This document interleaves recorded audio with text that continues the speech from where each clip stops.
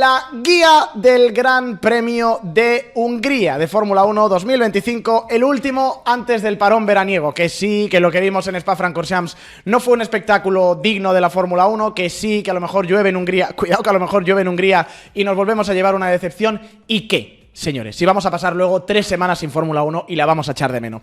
Pues esto es lo último que vamos a ver antes de irnos de vacaciones, el Gran Premio Fórmula 1 Lenovo de Hungría 2025, 39ª edición, todas en Hungaroring hasta ahora. Las estadísticas en este circuito, el único, ya digo, en el que se ha corrido en Hungría, además, pues detrás del telón de acero, una idea que tuvo el bueno de Bernie Ecclestone, el hombre que más poles ha hecho en este circuito, Lewis Hamilton, con un total de 9, Michael Schumacher 7, Ayrton Senna, Sebastian Vettel tienen 3, en cuanto a victorias, también el casillero, mira, por cierto, James Bowles, qué jovencico, ahí estaba, junto con Lewis Hamilton, que tiene 8 victorias en este circuito, Michael Schumacher 4, Ayrton Senna 3, es el feudo de Hamilton y es un fin de semana para que Ferrari otra vez rompa otra estadística suya, porque venimos de Silverstone, Spa-Francorchamps y ahora Hungría, que son 3 circuitos especialistas para Lewis Hamilton.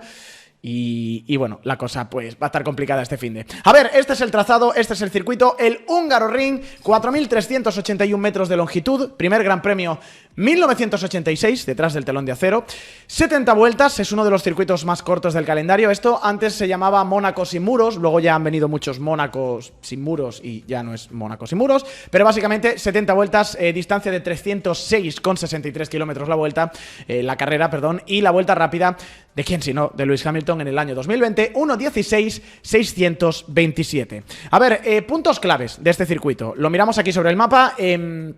2 zonas de DRS, lo estáis viendo, la recta principal y luego la recta que conduce desde la curva número 1 hasta la curva número 2. Lo que se ha visto en los últimos años es que este DRS de la recta principal es para acercarte, y el segundo es o bien para consolidar el adelantamiento, o si incluso te han adelantado en la primera frenada, en la segunda intentar pegarte. Lo que pasa es que solo hay una activación, entonces, a ver, si puedes adelantar en la 1 bien, si no, en la 1 te acercas, preparas con mejor tracción y adelantas en la 2. Y además, la 2 tiene una cosa que es una curva de un radio muy amplio, es bastante, no bastante ancha, pero permite un par de trazadas. Y la curva número 3, si vas por fuera, te beneficia para el interior. Entonces, ¿qué pasa? Que mucha gente ataca por fuera en esta curva número 2 y luego ya pilla el interior hacia la curva número 3. Curva número 4, rapidísima, se levanta, bajas una marcha en clasificación y pasas a una velocidad mínima de 247 km/h. Y luego la zona de karting, la quiero llamar yo, ¿no? La zona de curvas seguidillas finales del final del segundo sector, inicio del tercer parcial. Aquí en la estabilidad en curva media rápida del coche se va a ver mucho. También la estabilidad mecánica, porque es zona de stop and go, es zona de mucho cambio de dirección. En 8-9, estas 2 curvas se hacen a más de 170 km/h. Y después, desde la curva número 9, esta sección de aquí, es todo fondo hasta, o casi todo fondo, hasta la curva número 12, a una velocidad de 2,40. Yo, a ver, el año pasado, mirando telemetrías, la curva 11 en la pole se hizo con 3/4 de gas. Yo tengo la pedrada de que este año, igual, si las condiciones son las adecuadas, con la carga que tienen estos coches, se puede hacer a fondo esta curva número 11 del circuito de Hungría. Y luego a partir de ahí, pues nada, la 12, 13, 14, que son casi reflejo la una de la otra, 180 grados, para volver a entrar en la recta de meta. A ver, ¿qué ocurrió el año pasado? Bueno, pues el año pasado la primera victoria de Oscar Piastri, con polémica, aquí el momento en el que él y su compañero de equipo Lando Norris se daban la enhorabuena, Lando que iba a felicitar a Oscar Piastri. Ya sabéis, McLaren organizó un undercut a Norris con Piastri, luego le pidieron a Lando devolver la posición, Lando no quería y entonces empezó un chantaje emocional que acabó con frases como: Lando, necesitas a Oscar para ganar este campeonato. Lando acabó concediendo y Oscar Piastri, en un movimiento que, bueno, quizá dejó un pelín desteñida la victoria, que por otro lado fue merecida, consiguió su primer triunfo. Ahora ya está igualado con su compañero de equipo. Madre mía, lo que ha llovido desde entonces. Es el inicio de la tibia rivalidad, como digo, que tienen entre ambos. Hamilton fue tercero, Carlos sexta posición, Fernando Alonso rozó los puntos en la 11ª plaza. ¿Cuál fue la estrategia del año pasado? Bueno, aquí tenemos ese undercut, ¿no? En la vuelta 45-47 que le hace Lando Norris a Oscar Piastri. Lo que trajo Pirelli el año pasado es neumático C3, C4, C5.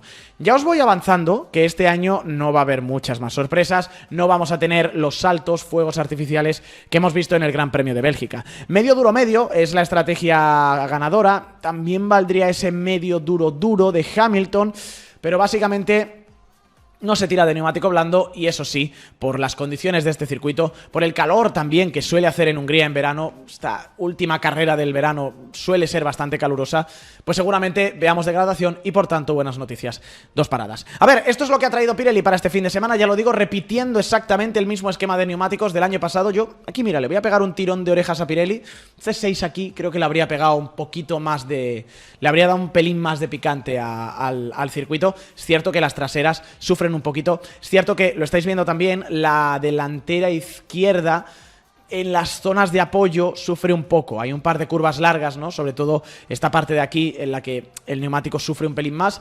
Pero sea como fuere, es un circuito que demanda muchísima tracción, mucha aerodinámica. Vamos a ir con paredes, vamos a ir casi con los alerones de Mónaco. Es un circuito permanente, pero la evolución de la pista bastante elevada durante el fin de semana, porque no se utiliza tanto este circuito de Hungaroring. Abrasión del asfalto 3/5, grip del asfalto 3/5 también, tracción, como digo, 4/5, frenada, apoyo lateral, estrés del neumático. En fin, señores, ya sabéis, muy medianía. Pero es un circuito guay, os prometo que es un circuito guay. Es difícil adelantar, eso sí que es cierto, pero bueno, hay degradación, los neumáticos se calientan un poquito, se gastan y eso, al menos para estrategia, nos puede dejar cositas interesantes. Y con todo eso en la coctelera, pues ahora nosotros tenemos que meter los datos en el ordenador y ver cómo se ordena la parrilla para este Gran Premio de Hungría. Gran Premio de Hungría, este circuito de Hungaroring, en el que, repito, la curva lenta tiene una importancia de 4/5, es decir, un montón. La velocidad punta 2/5, poquito. Curva rápida 2/5, poquito. Desgaste, bueno, hace calor, pero tampoco es un circuito súper abrasivo, 2/5. Por tanto, lo que nos dice el ordenador es que este es el dibujo para el fin de semana. Con McLaren en la primera posición, ¡oh, sorpresa! Ferrari segundo equipo, después Red Bull, Mercedes, Racing Bulls, Haas, Williams, Aston Martin como penúltimo o antepenúltimo equipo, Sauber, ahí cerquita Aston y Sauber, y Alpine, 10ª posición. Sinceramente, desde la 9ª posición de Sauber hasta la 5ª de Racing Bulls están en un pañuelo, pero por diferencias, por cosas específicas del circuito, tendríamos que ordenarlos así, pero están muy pegaditos. Y ahora, señores, es cuando yo... ahora es cuando yo les doy la buena noticia, señoras y señores, porque después del esperpento que vimos... es que me vais a matar. Después del esperpento que vimos en el Gran Premio de Bélgica con la lluvia... ¡Tachán, tachán! A ver, de momento no es mucho, depende también de la fuente que consultes, pero hay previsión de lluvia. Hay previsión de lluvia para el domingo, para la salida, para la carrera de este Gran Premio de Hungría. A ver, aquí en la meteorología, en la previsión meteorológica de Google, es un 25% de previsión. Yo he llegado a ver sitios que daban un 50-60%. De nuevo, estamos todavía lejos del momento de la carrera, pero... ha habido carreras en lluvia en Hungría, yo me acuerdo de 2006, me acuerdo de 2021, por ejemplo. Se ha corrido, se ha corrido con lluvia. Entonces, es un circuito diferente a Spa. Supongo que hemos calibrado ya qué nivel de riesgo hay que acometer después de lo excesivamente arriesgados que, según los pilotos, se fue en Gran Bretaña. Pues que yo no entiendo, porque a mí me parece que estaba bien la cosa. Y lo demasiado cautelosos que estaremos de acuerdo que fue todo el mundo en el Gran Premio de Bélgica. Espero que lleguemos a un punto medio. Y si llueve, que no nos echemos las manos a la cabeza, sino que disfrutemos de una carrera en lluvia. Y dicho todo eso, y si no, que no corran, ¿no? Diréis. Pues igual también. Y dicho todo eso, vamos con el repaso. Equipo a equipo, tenemos que empezar con Alpine, que, oye, lleva 20 puntos en el campeonato de constructores y aún así siguen siendo últimos y están a casi el doble para alcanzar al equipo Haas. 15, ayer, el fin de semana pasado, Pierre Gasly consiguió un puntito más en el Gran Premio de Bélgica, así que se pasa de 19 a 20 puntos, pero lo dicho, todavía tienen casi que sumar el doble de puntos, otra vez recorrer esos 20 puntos de diferencia para alcanzar al equipo Haas.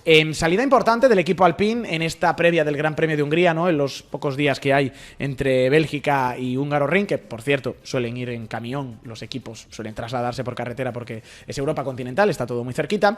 Se ha ido Francis Stokes, que quizá no sabéis quién es, pero ya os digo yo que es el jefe de mecánicos, o hasta el Gran Premio de Bélgica, jefe de mecánicos del equipo Alpine, una persona que era además muy cercana a Franco Colapinto. Esto no significa que ahora Colapinto tenga algún apoyo menos dentro del equipo, pero se va Stokes, que bueno, a mí me ha recordado un poco a la figura de Leroy, ¿no? Ese era conocido comúnmente dentro del equipo Red Bull, el jefe de mecánicos de Red Bull, que se fue en 2022, me parece, parece, hacia Audi, hacia Sauber Audi, pues Francis Stokes no sabemos hacia dónde va, pero baja importante de calidad porque llevaba muchos años en Enstone en la formación británico-francesa germana, ahora con motor Mercedes, no lo sé, la de Flavio Briatore, que a ver si lo vende en algún momento.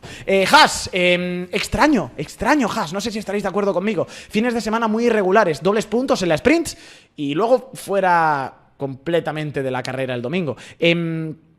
Errores raros que cometieron este fin de semana de operaciones. A veces nos quejamos de Williams, pero cuidado con lo de Haas, cuidado con la que le hicieron a Esteban Ocon, que después de la carrera, el equipo Haas y el propio Esteban, evidentemente, han reconocido que hubo un error flagrante en el pit stop, porque a Ocon le metieron un neumático medio usado de 5 vueltas en su parada de neumático intermedio a seco, cuando tenían un neumático nuevo en el almacén. O sea, se confundieron. En lugar de coger la goma nueva, metieron la goma antigua y Ocon dice que estuvo haciendo pues el 85% de la carrera con un neumático utilizado. Error grave. Aún así, ya digo, 10 puntos pasan de la P9, o sea, me refiero, 10 puntos entre Haas, que está en la 9ª posición de constructores, y la 6ª plaza que tiene el equipo Sauber. 10 puntos, es decir, con esa suma, de repente Haas estaría casi rozando la parte alta de la parrilla, estaría en la 6ª posición, lo cual te implica y te indica lo cerca que está todo el mundo en la zona media y que evidentemente pues errores como lo de montar un neumático medio utilizado hace que en condiciones normales pues perderías un poquito de tiempo y aquí pasas de estar puntuando a estar cola del pelotón, como casi le pasó a Haas en el último fin de semana. Por cierto, tercera, 11ª posición consecutiva de Oliver Behrman, que tampoco pudo puntuar en la carrera larga del Gran Premio de Bélgica. Aston Martin, bueno, peor clasificación de su historia en la quali del sábado. Actualizaciones que se pusieron y se quitaron entre la sprint y la carrera, morro y alerón delantero nuevo, ya lo sabéis, os lo contamos en este canal de Twitch y de YouTube de soymotor.com, y Andy Cowell que confía, dice que en Hungría las actualizaciones pues van a pagar mejores dividendos. Estos son palabras textuales a DAZN Fórmula 1, a la televisión que tiene los derechos de emisión de la Fórmula 1 aquí en España.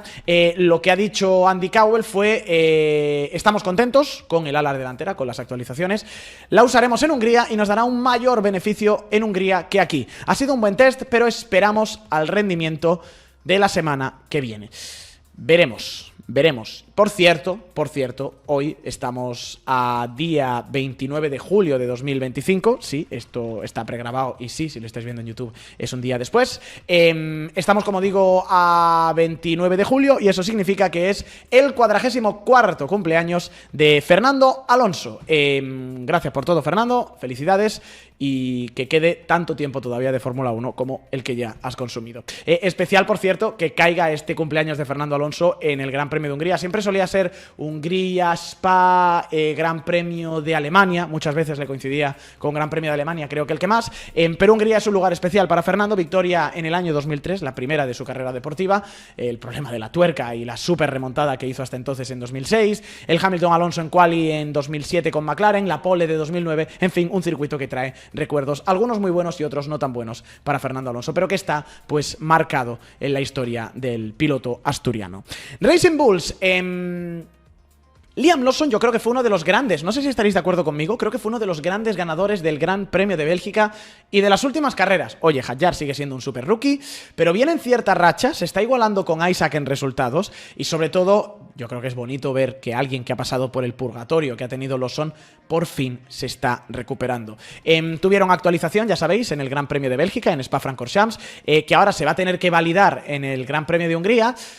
Pero no creo que para ellos Hungría sea un circuito tan bueno como Spa. Si hemos visto algo en Racing Bulls es que en general en los circuitos de muy alta velocidad, de curva rápida, y por eso estuvieron también en Suzuka, por ejemplo, Jeddah, este propio Gran Premio de Spa-Francorchamps, el coche vuelve a la vida, el coche funciona muy bien.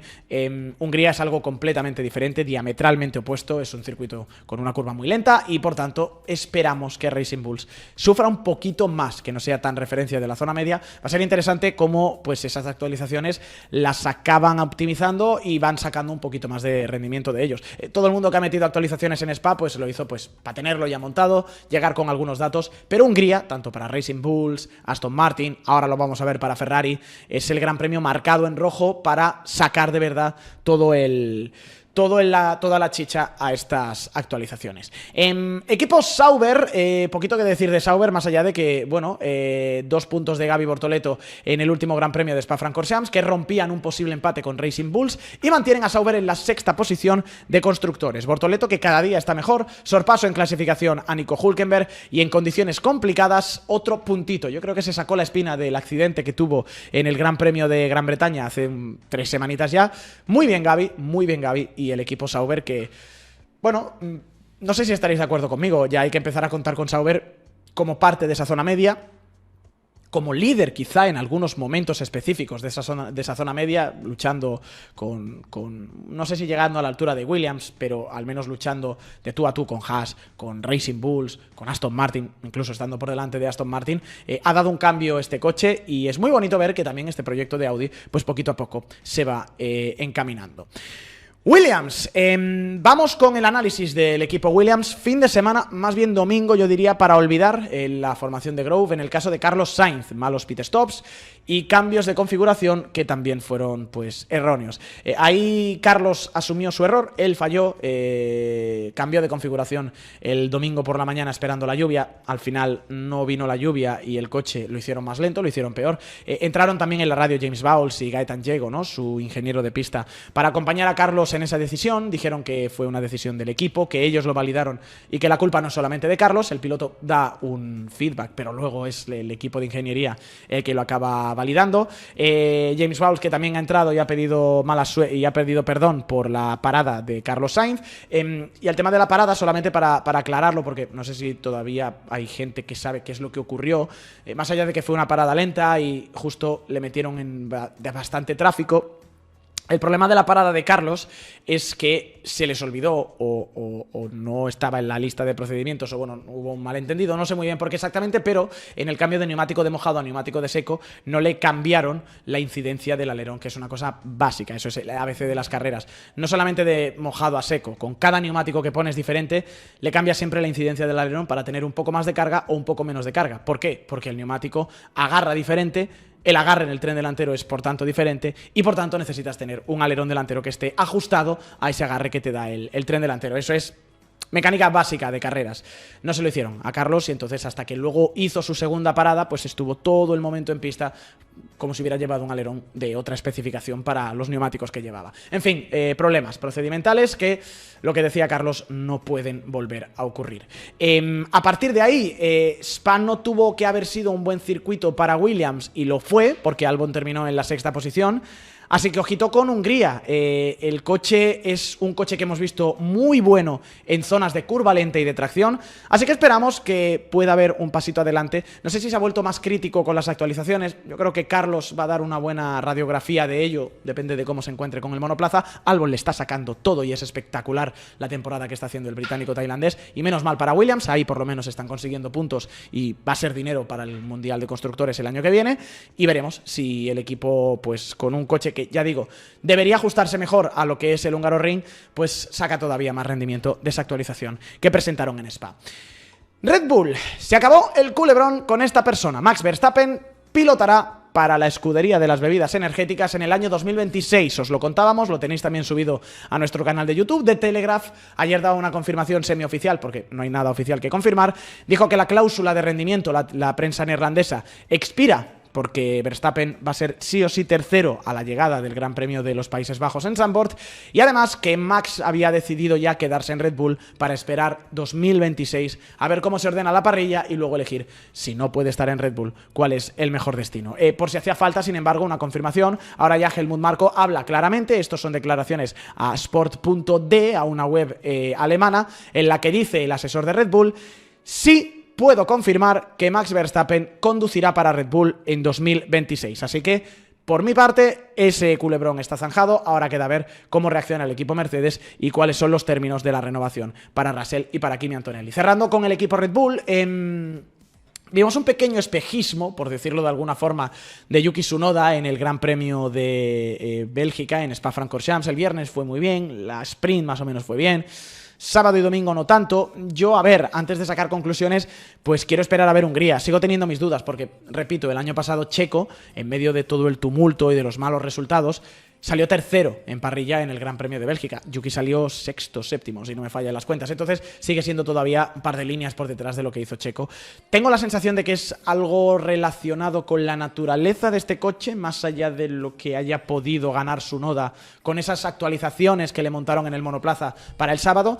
Pero bueno, mira, Tsunoda que se reivindica un pelín, Verstappen que se va con una victoria en la sprint, y todo eso convierte a no Red Bull, sino Loren Mekies, yo creo que en el gran ganador o uno de los grandes ganadores del fin de semana, porque Red Bull se va con trofeo. Yuki revivió un poquito, él se anota además el tanto público de no, yo sí que apoyo a los dos pilotos, no como había con Christian Horner, y ya está. A partir de ahí veremos si hay alguna cosita más, porque decía Marco que había piezas para Spa y otras para Hungría. No sé si meterán algo más en Hungría. Evidentemente habrá que optimizar las actualizaciones de Spa-Francorchamps y como la mayoría de equipos, pues a tirar para adelante. A partir de aquí, poquitas más cosas en el Red Bull de este año. Mercedes, dos cosas que quiero contaros de Mercedes, una deportiva y una extradeportiva. Vamos primero con la deportiva, que también tiene que ver con los despachos, pero está relacionado con el rendimiento en pista. Reunión ayer, lunes, en Brackley, en la fábrica del equipo Mercedes, con George Russell, Kimi Antonelli, Toto Wolff y el equipo de ingeniería de Mercedes. ¿Por qué?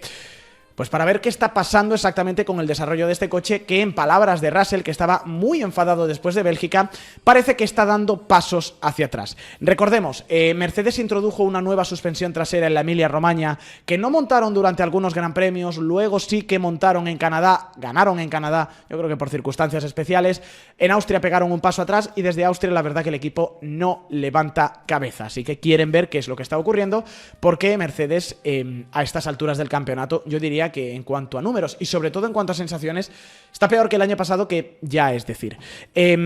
Russell, contratos, renovaciones. Bueno, pues esta es la parte extradeportiva, ¿no? Que Verstappen se queda en Red Bull y por tanto hay que ver cuánto tardan en anunciarse las renovaciones. ¿Qué creo yo? Pues que Russell clarísimamente está el año que viene en Mercedes, y a ver ahora Kimi Antonelli. El tema de Russell, pues yo creo que ahora ya la duda es cuántos años y por cuánto dinero, porque estoy seguro de que Wolff lo que quiere es negociar un contrato que tenga una vía de escape por si Verstappen está libre el año que viene para que fiche en 2027, y por tanto pues a Russell a lo mejor se le renovaría por un año o un 1+1, y si yo fuera Russell intentaría alargar un poquito más el contrato, pero Russell se merece la renovación, súper piloto, y el año que viene tiene que estar en Mercedes. Kimi Antonelli.